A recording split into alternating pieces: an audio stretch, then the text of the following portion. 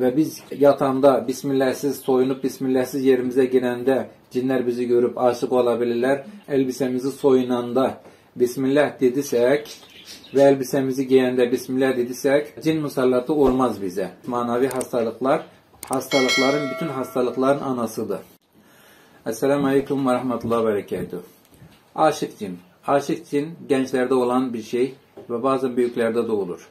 Yani çoğunlukla gençlerde olur.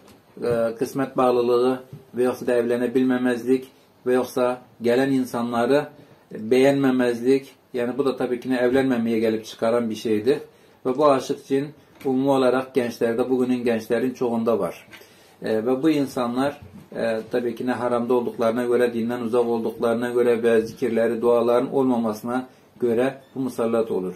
Musallat, cin insana nasıl musallat olur? Musallat olmasının sebepleri çoktur.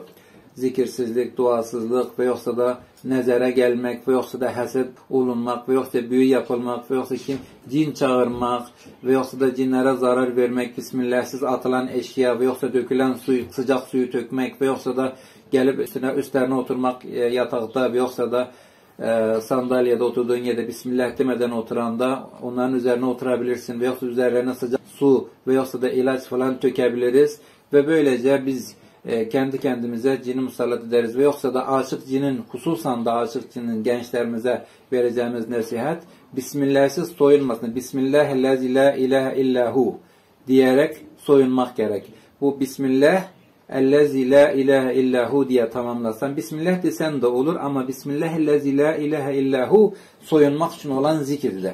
Bu elbiseni bu sözden soyunursan etrafına perde çekilir mi seni kimse görmez. Hamama girende de, hamam edende de, tuvalete girende Bismillah, Euzubillahimine'l-hubs ve'l-habâis diyerek girecek. Orada hubs ve habâis olan cinler olur tuvalette, hamamda. Ve biz yatağında Bismillahsız soyunup Bismillahsız yerimize girende cinler bizi görüp aşık olabilirler. Ve orada cinsel ilişkiler başlar seninle onun arasında ve insana tecavüz ederler, erkeğine ve kadınına.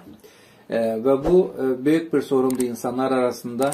Korku, heyecan, rüyada cinsellik görmek ve kalar ilişkiler görmek rüyalarda, bunların hepsi aşık olan cinin varlığını bize gösteren belirtilerdi. Ve biz aşık olan cini bizden uzaklaştırmak için umumi olarak tabii ki tertipler var, terkipler var. Biz bunları insanlardan paylaşabiliriz. Ve ona ihtiyacımız olmaması için birinci kendimizi korumalıyız. Bismillah ve Bismillahillezî la ilahe illahu soyunmak için ve Euzubillah, Bismillah diye her şeye Bismillahsız el atmamalıyız. Ne kadar çok zikrimiz, ne kadar çok yiyende, içende, evimize girende, yatağımıza girende, elbisemizi soyunanda Bismillah dediysek ve elbisemizi giyende Bismillah dediysek cin musallatı olmaz bize. Ama biz ne kadar bunları yapmıyoruz, abdestsiz geziyoruz, namazımız yok, zikrimiz yok, duamız yok, ne yatanda ne oturanda cin musallat olacak. Ondan sonra bedende ağrılar, sızılar, baş ağrısı, boğulmalar, ondan sonra psikolojik bozulmaları ve sıkıntıların içinde yüzerek yaşayacak. Ve hayatımızı zehir kimi, cehennem, kabir azabı kimi bir hayat sürecek. Ve onun için biz bu cin musallatını ve bu konuları hafife almalı değiliz. Manevi hastalıklar, hastalıkların, bütün hastalıkların anasıdır.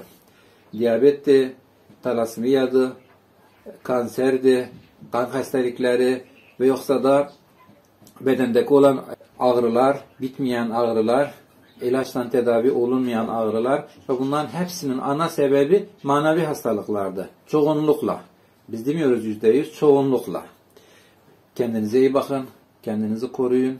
Sağlamlık elimizden gidenden sonra, sıhhatimiz elimizden gidenden sonra onu kolay kolay getirmek olmaz. Hususan da insanın bedenine cin musallat olursa o cini uzaklaştırmak çok çetindi. Çok eziyetli bir işti.